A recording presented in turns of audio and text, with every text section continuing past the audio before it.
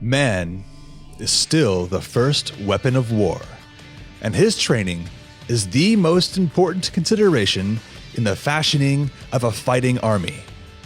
That's Field Marshal Bernard Montgomery, World War II. I have been using this quote in my signature block for years. The context of the statement is interesting because he made it in reference to the importance of physical fitness and high morale. But I've always thought it spoke to something a little deeper. Hi there. Welcome back to another episode of Everyday Marksman Radio. I'm your host, Matt Robertson, a former military officer turned tech sector corporate grunt, shooting enthusiast, outdoors enthusiast, and all-round cool guy. If you're new to the show, then welcome. I'm so glad you're here. This podcast is all about living a more adventurous life through the practice of tactical skills. And this is episode number 15. You can find today's show notes at everydaymarksman.co/15. In today's episode, we're talking about marketing, and more specifically about AR-15 and firearms marketing. Now, I know what you're thinking is, what are you going to try and sell me? Because that's what everybody does. Isn't that what influencers do? And I am not an influencer, don't get me wrong on that one. But everybody's trying to sell you something. So what am I going to sell you? Well, the answer is I'm not. Because more specifically, we're going to discuss why you should probably be ignoring all the marketing out there. Because you see, marketing firms make one fatal assumption that causes havoc with your development as a rifleman. Now, I'm reminded of a story from back in episode 8 when I talked to Russ Miller, and he was talking about this old sniper guy who showed up to an international sniper match. And this guy must have been 50, 60 years old, and he was using a 60-year-old Winchester Model 70, an old Unertel scope. And he was going to go up against these 25-year-olds who were from all over the world, from government agencies and military, firing and using the highest dollar equipment that government money could buy. And that's a really funny story. I'm going to talk more about that later. But for now, let's get to the episode.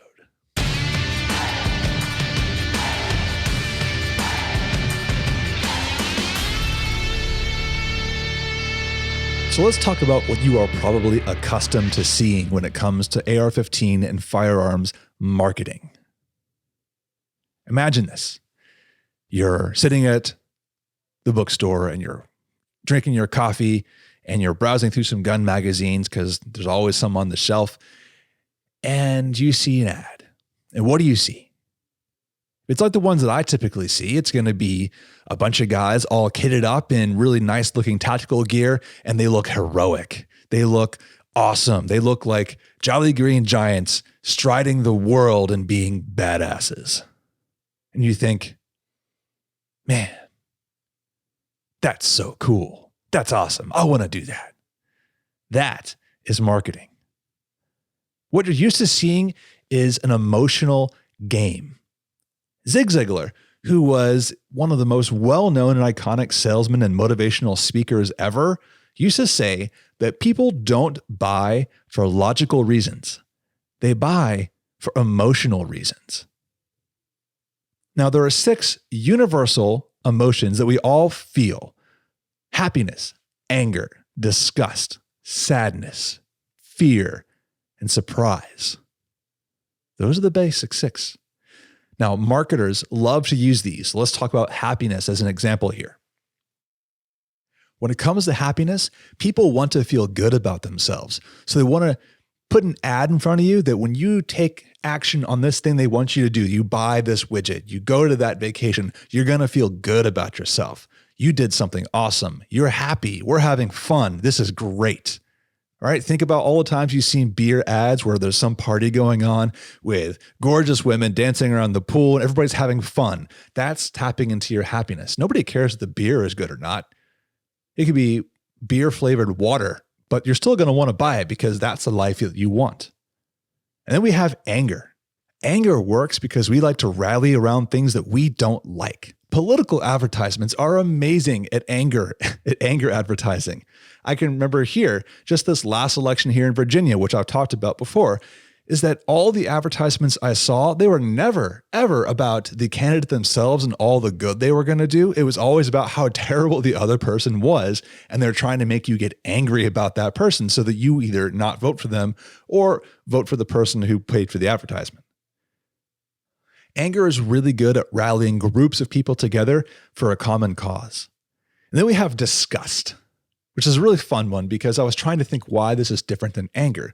But at the end of the day, disgust is about avoiding feeling bad about yourself. You don't want to do this thing because it's going to be disgusting. I remember when I lived in Montana and there was billboards everywhere for not to do meth. These were showing pictures of teenagers with scars and bruises all over their arms, talking about trying to dig bugs out of their skin. And you felt grimy when you saw it. And you're like, ugh, no, I'm never going to do that. That's disgust. Then we have sadness. And sadness is epitomized by these advertisements you'd see for donating to animal shelters or to starving kids in Africa, where they show you sad pictures and play sad music in the background and then try and make you think that, man, I should do something about that. You feel that empathy moment. All right. These are great for social issues. And then we have fear. And fear marketing is extremely powerful. Fear is deployed to sway you away from something or even to something. Now, for swaying you away, it could be you might die if you did this thing. You shouldn't go here because you might die, or something bad is going to happen to you. Or, and probably more effective to me, would be fear of missing out. That if you don't buy my product, if you don't do this thing I want you to do, then you are going to lose. You're going to miss out on what kind of life you could have. You won't be happy. I think it's a subtle difference between fear that you won't be happy as an advertising tactic or just saying that you could be happy. In a way, I think it's probably more effective to make people fear that they won't be happy than to show them something happy that, well, if you did this, you would be happy. I don't know. You know what I mean, right? Let me know. And lastly, we have surprise. It's something unexpected. Now, the bottom line is that emotional campaigns are twice as effective compared to rational campaigns. So that's why when you see ads, old ads before emotional campaigns were a popular thing, they would talk about the benefits of their product, why their product was the best on the market. And it's because it had tangible, real things you could look at and measure. That was the rational advertising. And then we realized that nobody bought that, or they did, but it was more effective to make people fear that what happened if they didn't buy your product. So how does this apply to firearms marketing in particular? Now, gun companies love to market to your fear and your desires for happiness. Consider the rather infamous Bushmaster ad, which they got a lot of heat for in lawsuits. And all it was a picture of a basic AR-15 with the snake logo in the corner that said, "Consider your man card reissued." Who is that marketed to? There is nothing in there about what the gun is made out of, what's its receiver material, its barrel twist rate, all the stuff that I would care about as a data nerd. All it said or implied was that if I didn't buy their product, then I was less of a man. Well, that's a fear tactic right there. So there's really two ways it could go. It could be I'm someone who's afraid of my being emasculated and I need to buy this weapon so I feel manly, or it's marketed towards people who want to feel more manly in general. They'll feel good about themselves because they're more manly. They have their man card. Think about all the ads you've seen of elite-looking guys carrying mean-looking weapons. It's all an emotional appeal that you too can be like them just by buying my chest rig or buying my rifle. It says nothing about the fact that these guys also train all the time in practice. They're all in really good shape, so maybe they can sell you some workout gear while they're at it. It's all meant to appeal to your emotions. Anyway, I'm ranting on that one. Let's move on. Now, lest you think I'm forgetting regular people who aren't going to be your paid advertisers, think about influencer economy here, Instagram and YouTube. All right. Message boards are full of people who have more money than sense. And they're what we call gatekeepers. In any community you're going to get together, there's going to be the people who find it easier to spend money than to go practice. and they are going to kind of get in the door with each other and they're going to establish the gate. So if you join some precision rifle oriented message boards, I'm not going to call anybody out, you're going to feel like you're not actually competitive unless you're willing to spend $6,000. And that dissuades people from getting started because that barrier to entry seems so high. How many times have you been told that you're going to end up dead in the streets because you didn't buy their particular brand of pistol, or you bought a pistol that, God forbid, has a manual safety on it?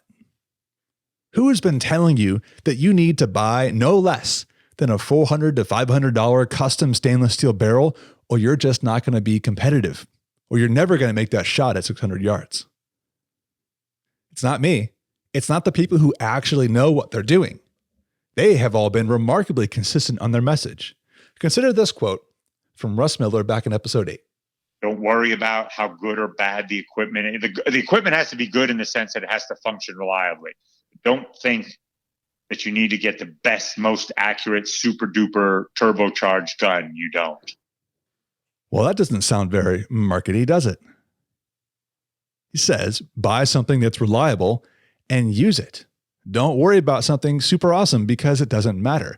Well, that's boring. Well, what about John Simpson back in episode 2? I wish that they would maximize their capabilities with what they have, before they complain that they have to have the next piece of wonder gear. Jeff Cooper used to say that the definition of a good rifleman is someone who can shoot up to the ability of the rifle.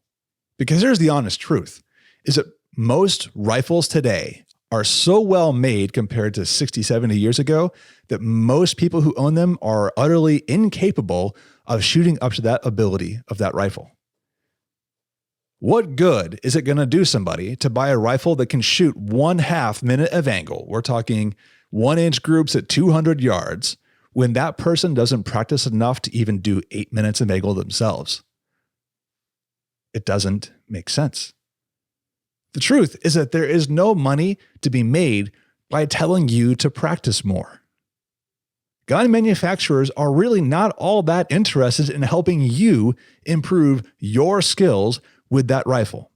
They want to sell you solutions so that you don't have to practice, that you don't have to feel bad about yourself because you made a bad wind call. Now, I'll go back to thinking about my April 2019 America's Rifle Challenge match report, where on a whim, I decided to use my 20-inch government profile barrel AR. And I was like, well, we're going to see what's going to happen here. So I show up and everybody around me is using these tricked out 16-inch guns, and they're all super light and they're all super giddy. And here I am with my musket. And you know what? I did all right. I didn't win. I didn't expect to win. I was out of practice, but I did all right. And the fact that I was missing the 500-yard gong had nothing to do with the fact that I was using a standard chrome-lined barrel. It was the fact that I couldn't read wind very well, and it was very windy. It was probably 30, 35 knots, and I had no idea where to try and hold over. I lost that one, not because my scope wasn't good enough. It was because I wasn't stable enough. I had not practiced enough on how to shoot off of barriers to be stable. Likewise, on the CQB stages, when I was running around their little setups with plywood, and I did pretty well. In fact, I won a couple stages, even though I had a 20-inch barrel that everyone in the message boards will tell you is too long to be effective in CQB. I did well. Could I have done a little better if I was running something shorter? Maybe. It wouldn't have done 5 seconds better, maybe a fraction of a second better. The simple truth is that I needed to spend more time practicing with that rifle, learning the wind, and dry firing from positions. Now, as I said in my article about your first AR-15, getting into all these minute differences and special configurations between the Mark 18 CQB and the Mark 12 SPR versus the M4, you know what? All these things don't matter to the average person.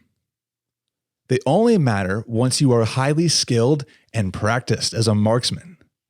If you're new, the best thing you can do for yourself is use the logical side of your brain and buy a weapon known for its reliability and good enough accuracy, and then practice with it. Practice with it so much that it becomes second nature to you. dry fire with it, practice positions with it, go to matches with it, go to training with it. Now, to come back to the story I started with in the beginning about the old guy who showed up to that international sniper match with his Winchester Model 70 shooting 30-06, here he was.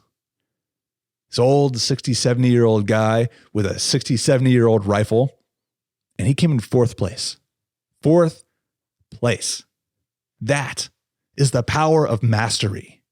Be the old dangerous guy showing up who surprises everybody. Worry less about what gun manufacturers want to sell you or what the keyboard commando gatekeepers of the internet tell you that you need, otherwise you just won't compete. Go shoot the gun.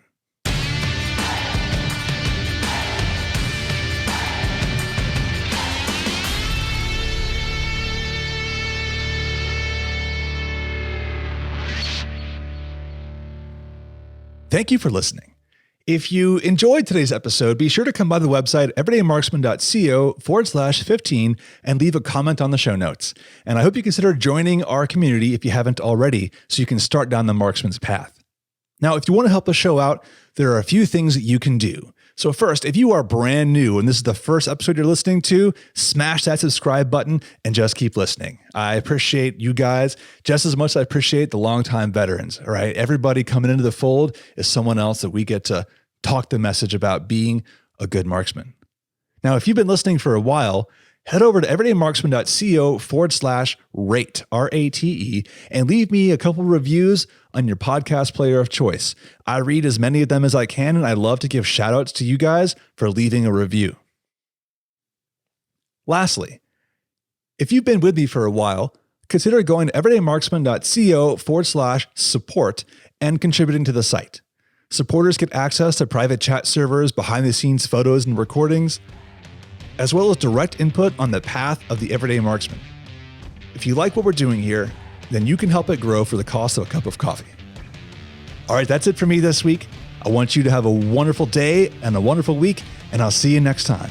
So until we meet again, this is Matt, signing out.